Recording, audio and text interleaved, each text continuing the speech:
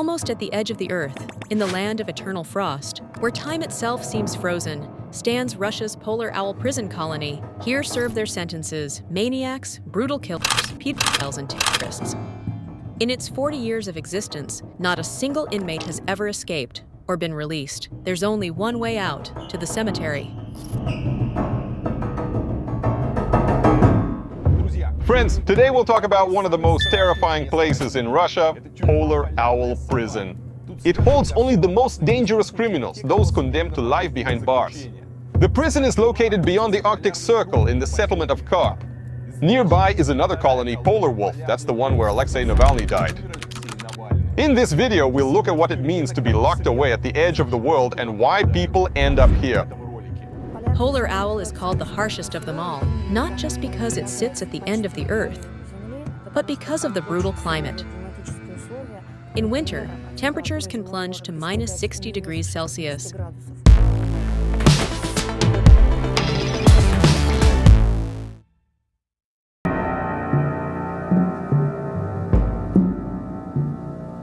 Polar Owl traces its origins back to one of Stalin's projects, the Transpolar Railway.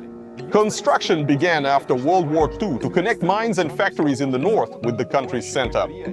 During the war, much of industry was moved beyond the Urals, where German forces couldn't reach.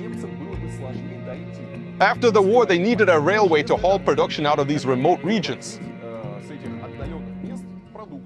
But building a line in the Arctic was no ordinary job, so Stalin used prison labor. In the late 1940s, 100,000 inmates were brought to the Salakad-Labitnagi area. Their task was to lay tracks across the northern Urals toward Vorkuta, where rails to Moscow started. The prisoners were simply dumped in the wilderness. They had to build their own barracks, their own guard towers, even the fences that kept them in. Only the most dangerous and escape-prone convicts were sent here because there was nowhere to run. Only into the tundra to certain death. Even today, reaching these lands is no easy feat. Polar owl lies in the permafrost zone. Getting there is extremely difficult. I flew in by plane. By train, the trip takes more than 2 days. But whatever transport you choose, you still have to cross the Ob River, which cuts the region off from the mainland. You can cross only by hovercraft or fly in by helicopter. Either way, it's a challenge. And then there's still 50 kilometers across the tundra. A land as harsh as it is remote, an experience that leaves a lasting mark on anyone who has to go there. Like many other grand Soviet projects, this one was never finished. But during construction, they built the village of Kharp, where prisoners first lived. In the 1960s, gas was discovered there, and a reinforced concrete plant was built. By 1961, the old prison barracks had been turned into a high-security colony. At first, it held ordinary criminals, robbers, thieves, murderers, all kinds. There were no lifers back then, though some inmates were still very serious offenders. After all, if someone was sent beyond the Arctic Circle, it meant their crime was severe.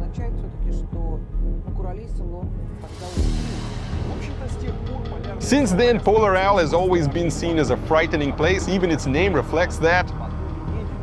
One legend says it was named after the owl, which northern people see as a guide to the world of the dead.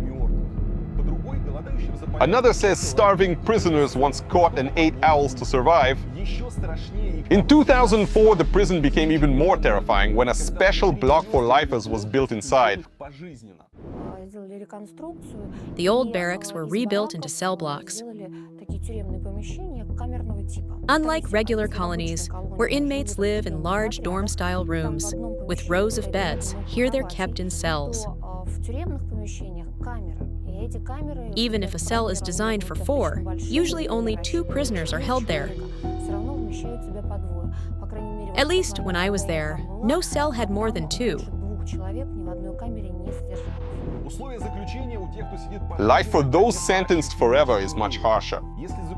Prisoners in strict regime colonies can still move around, visit the library or club. Lifers spend nearly all their years locked in their cells. A colony for lifers is radically different from a strict regime one, above all in the conditions. In strict regime colonies, people move around and live in barracks, like dorms. In the lifer colony, they are always in their cells. 2 to a cell. They leave only for short walks or assigned work, nothing more. The biggest difference in a lifer colony? There is no way out. None. No way out at all. Formally, the strict regime section and the special regime lifer block are still one colony. In fact, they even depend on each other. There's a section for strict regime inmates, and they basically keep the lifers alive. They cook for them, do the maintenance work around the grounds, and take care of the lifer block, as they call it. So in a way, the two are connected, and one can't exist without the other. In fact, strict regime prisoners prepare all the food for the lifers. According to Eva Merkachova, their diet is the same. But even by prison standards, it's very meager because of where Polar Owl is. There are no fruits or vegetables in the Arctic, and no one makes much effort to bring them in. It's expensive, and why bother with inmates serving life anyway? Back when I visited Polar Owl, the biggest treat for prisoners was sauerkraut, salted cabbage. And even that wasn't always available. They sometimes used fresh potatoes for soup while I was there. But usually they weren't.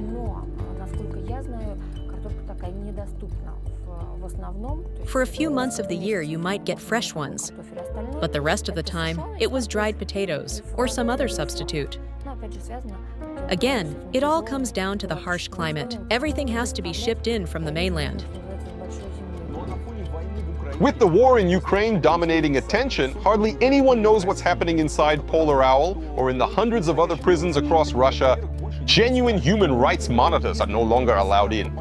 And the ones who are admitted, well, they never criticize, never make reports, and always turn a blind eye. They certainly don't go public or speak to journalists. In Russia, human rights defenders fall into 2 groups. The ones who actually do their job are branded foreign agents, and of course they're never allowed into a lifer colony. And then there are the official human rights people, members of state committees or the ombudsman's office. The kind who say, well, at least there was no lynching, and torture is just part of the system. Naturally, they're free to visit as many colonies as they like, and everything always looks fine to them. Conditions for lifers in Polar Owl are brutal, even by the standards of a special regime colony. Prisoners aren't allowed to speak out loud to anyone.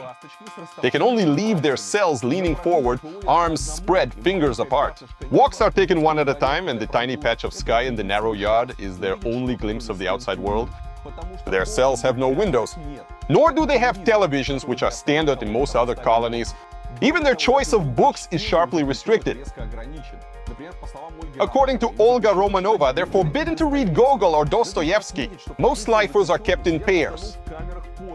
Housing several of them together is too dangerous. But leaving them completely alone is also risky. Cellmates are meant to watch each other for signs of suicide. Still, some end up isolated, simply because no one is willing to share a cell with them.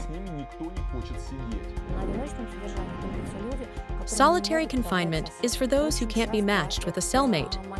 Often it's serial killers or inmates in unstable psychological states. People who, ideally, should be in a psychiatric hospital. But that option doesn't exist here. So who ends up in a place like this, serving life behind bars? For the most part, these are the worst of the worst. Serial killers, murderers, contract hitmen, and powerful crime bosses with blood on their hands. Some were once sentenced to death, but their executions were never carried out. Today, though, life sentences in Russia aren't given only for mass killings or crimes like pedophilia. You can now get one for trafficking as well. Until recently, a life term was only possible if the case included Article 105, murder. A person might face multiple charges, but one of them had to be murder. Later, life sentences began to be handed down to offenders who hadn't caught but had committed crimes like rape, especially against children.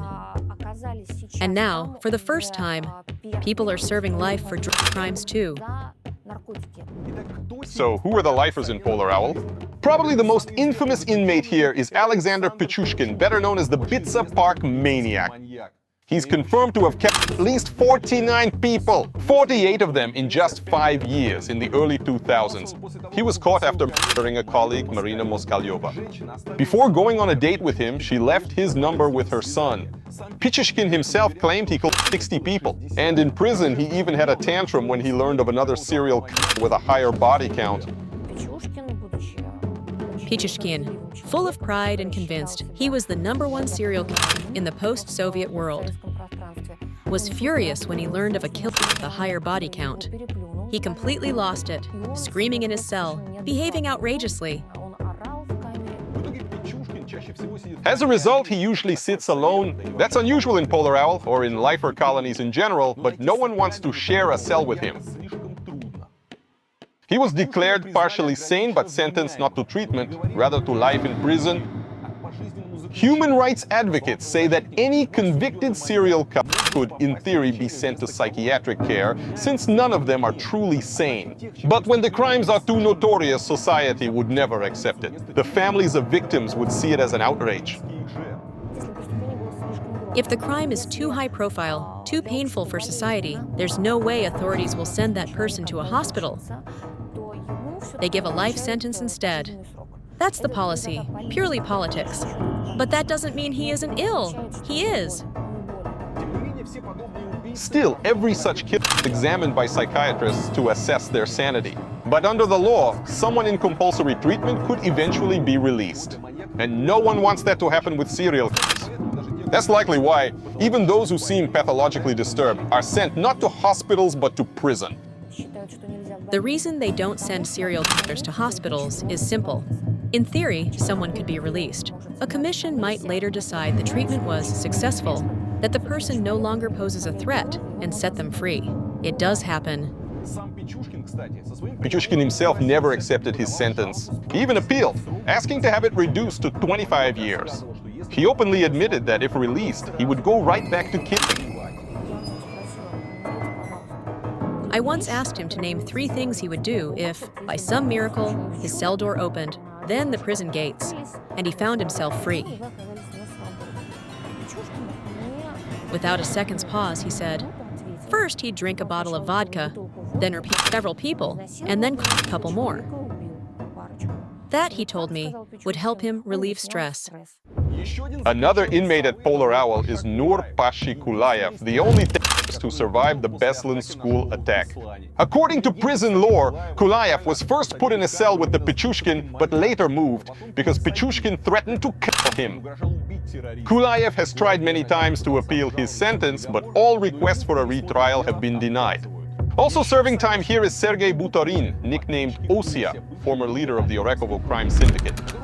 He was convicted of 38 murders. He's infamous for once killing 2 people and wounding 7 more while drunk back when he was still a police officer. Not only he tried to appeal his verdict, but also filed a complaint with the European Court of Human Rights. He argued that his prison colony was too far from Moscow, making it impossible for his parents to visit. The ECHR actually awarded him and his parents $6,000 in compensation. Other inmates of Polar Owl include Nikolai Mozgelyakov, the Belgorod shooter, Sergei Pomazun, the founder of the militant Russian nationalist group Ilya Goryachev, and many other serial killers and murderers whose imprisonment, frankly, no one is likely to regret. Out of the 300 prisoners held there today, most are absolutely convinced they've been treated unfairly. Probably a third go further, trying to convince everyone around them that they're innocent. In reality, though, I think there are only 1 or 2 cases where there's even the slightest reason to doubt their guilt. Still, like the Bitsa Park serial killer, every prisoner in Polar Owl hopes to be released one day. Technically, they do have a chance. The law offers at least 3 possible paths. The first, and probably the most hopeless, is to try to prove your innocence. But no one has ever succeeded. Not a single person. The second is to apply for parole after serving 25 years. There are such cases, they're rare enough to count on one hand, but they exist. And the third option which does happen occasionally, maybe once every 30 years or sometimes more often, is when the law changes in a more liberal direction. In reality, only one person has ever managed to leave the life sentence block of Polar Owl. His name is Anvar Masalimov, and his case became possible thanks to that wave of legal liberalization. He first committed murder and served time for it back in USSR. After his release, he came again once more while drunk. In 1992, a court sentenced him to death by firing squad. But the sentence was never carried out before 1997, and by then Russia had introduced a moratorium on the death penalty. In 2003, changes to the criminal code meant that Masalimov's crime no longer qualified for the highest punishment. For more than 10 years, he fought to have his conviction reclassified and his sentence overturned. Finally, after serving 25 years, a court granted his release. But just 3 years later, he was back behind bars, this time sentenced to 5 years for causing grievous bodily harm.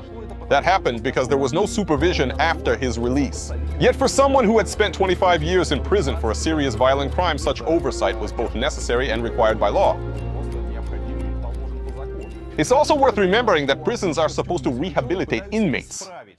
How well that actually works in Russia is another question. Statistics on repeat offenders vary, but they all point in the same direction. Former prisoners very often end up back in jail. In other words, rehabilitation, at least in practice, rarely takes place.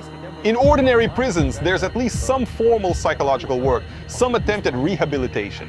But if someone is sentenced to life, why bother preparing them for society? Why prepare them for a peaceful life when it's clear they'll never leave prison?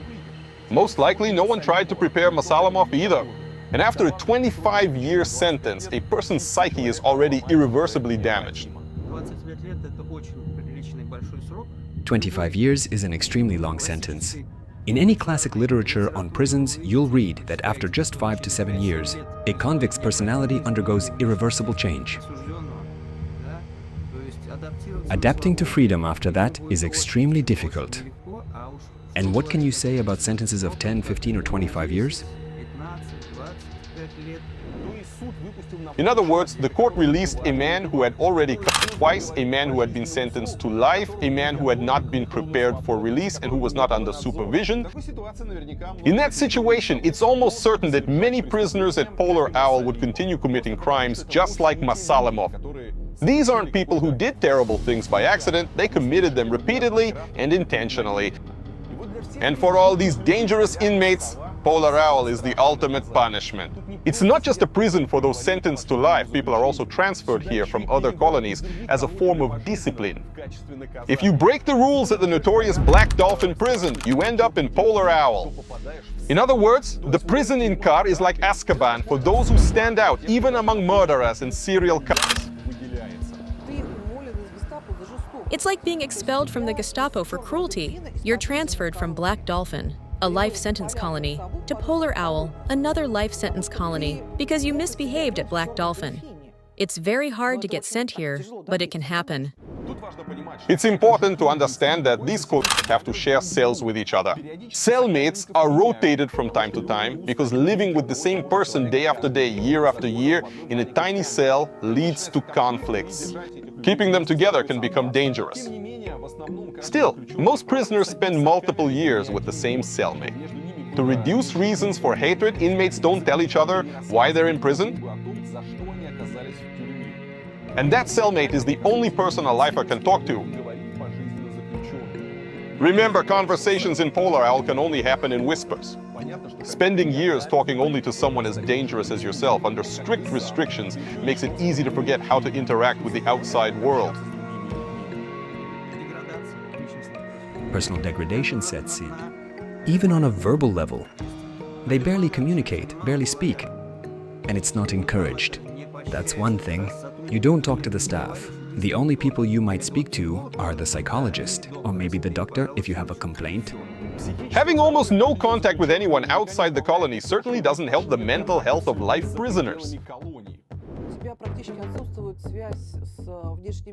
You have almost no connection to the outside world. One visit a year, usually on a Monday for 1 hour. With family or a loved one, if you behave well. if you behave perfectly.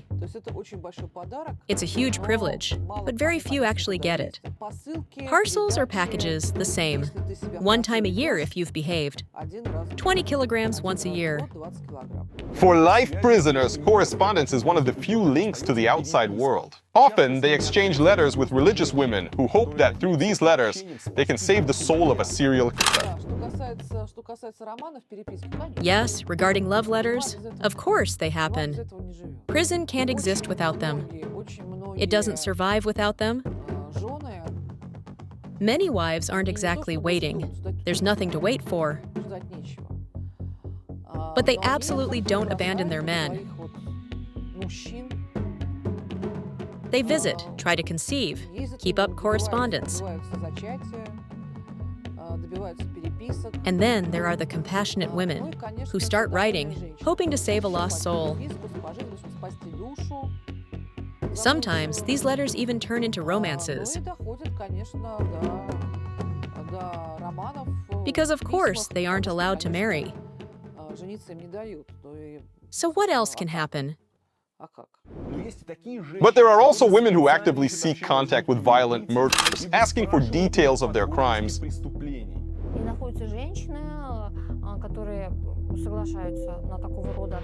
There are women who agree to this kind of relationship. You could do an entire study on who these women are. They vary, but most are mentally unstable themselves. Some even send letters to multiple inmates, looking for someone willing to correspond. One serial killer, in particular, forwarded me a letter from such a woman.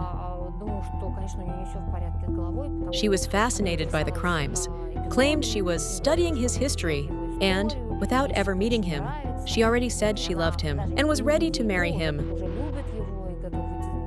They're clearly not normal. Prisoners might receive letters about once a month, if that. At Polar Owl, all incoming and outgoing correspondence is read by the staff. Considering how cut off the prison is from the outside world, some truly horrific stories emerged. In the early 2000s, it became known that life prisoners were being tortured to force confessions. There was a scandal at Polar Owl in the early 2000s when Novaya Gazeta and Izvestia reported that operatives in this colony were extracting confessions from life prisoners to get others in prison too. Novaya Gazeta counted 190 cases, Izvestia 38. But even one case, as you can imagine, is insane. Still, the scandal was largely hushed up.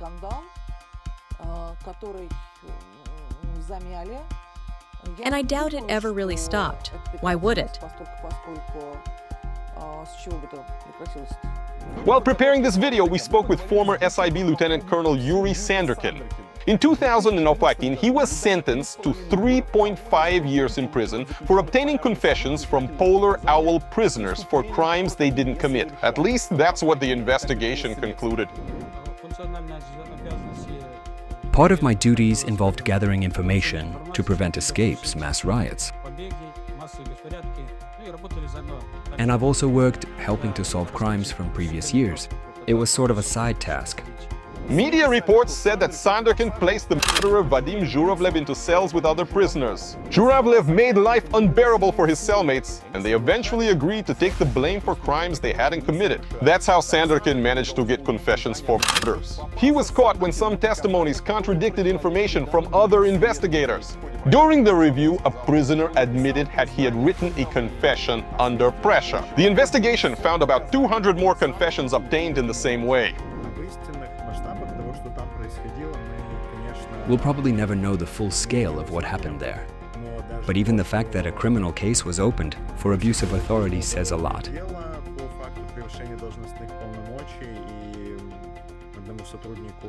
One employee was sentenced to, I think, 3.5 years. A prisoner who cooperated with the administration and helped extract these confessions was also sentenced to around 4 years. Of course, this didn't affect his life sentence. It shows that the scale and scope of what happened were enormous, simply too big to hide. Sandrkin himself denies any guilt. According to Yuri, prisoners in Polar Owl often confess to crimes that weren't originally attributed to them. Sometimes they come forward on their own regarding past crimes. They sign statements, say, "I am a sinner," and that's it. Some, while serving their time, start to genuinely believe in God, so to speak, and confess everything. They begin admitting, "Yes, I am a sinner, that's true." Even if they won't get into heaven, maybe they won't go to hell either. They think about it like that, and that's how they start talking. Yuri also assured us that there is no torture in Polar Owl and that everyone involved in the one case of abuse of authority was punished. But according to human rights activists, life prisoners often become victims of prison staff. It's fair to say that prisoners serving life sentences are at a much higher risk of torture. These people will never be released, so they can't openly or freely report what's happening to them. On top of that, life prisoners receive far fewer visits from family, so there's little chance anyone outside can learn about the abuse. In Polar Owl, torture didn't stop even after the Sandrkin case. Another well-known case that made it to court happened in 2016, and maybe even earlier. At that time, the notorious neo-Nazi Alexei Voevodin was held in Polar Owl. He shared a cell with a killer involved in the murder of Mikhail Krug, Alexander Ageev. The administration used both of them to torture other prisoners, who, for one reason or another, were inconvenient or unwanted.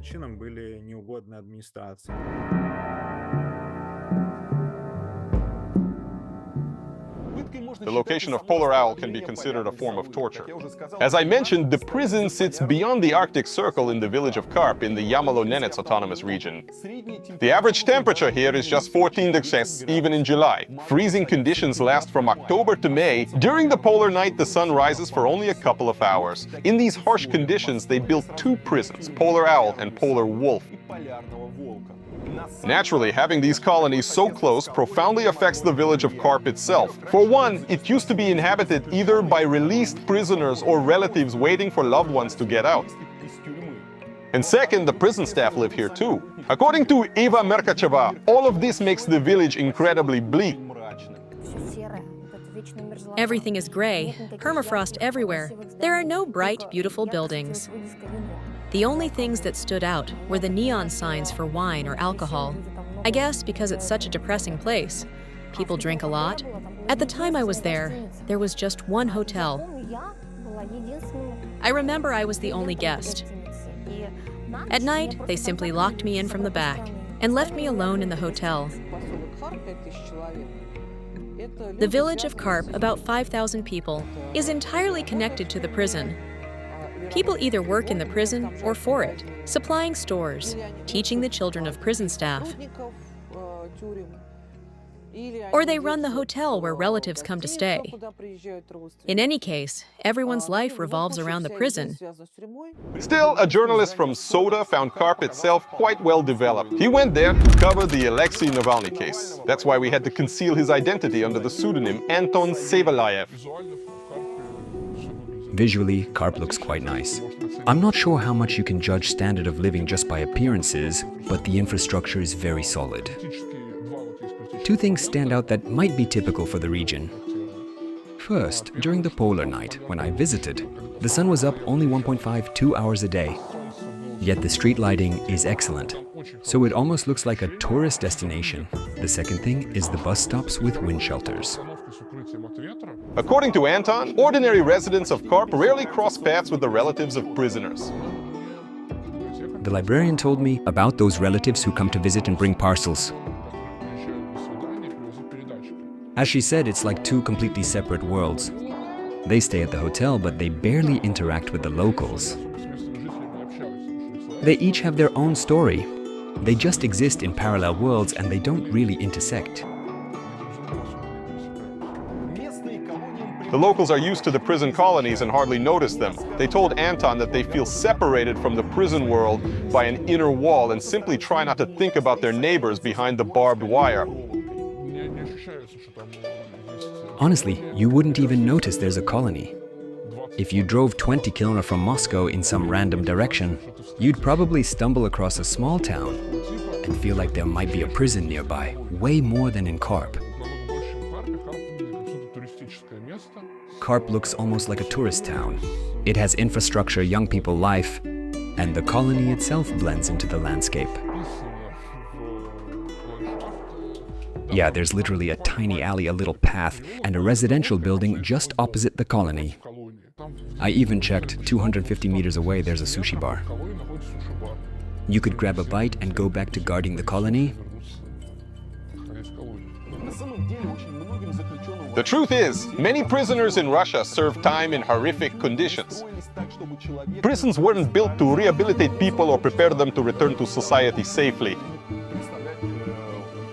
They were built as part of a system from which no one really intended to release the inmates.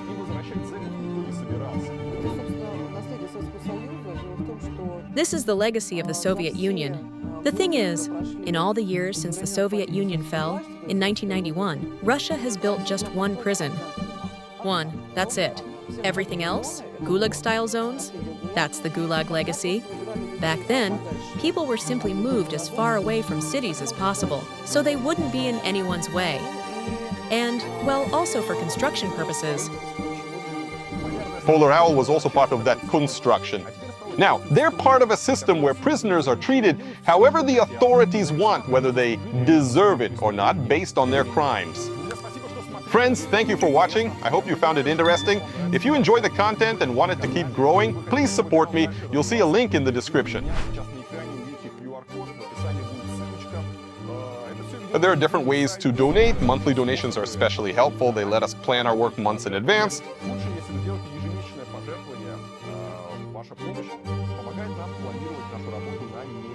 Thank you to everyone who already supports us. If you haven't yet, now's the time to start. I'll see you soon in the next video. Bye for now.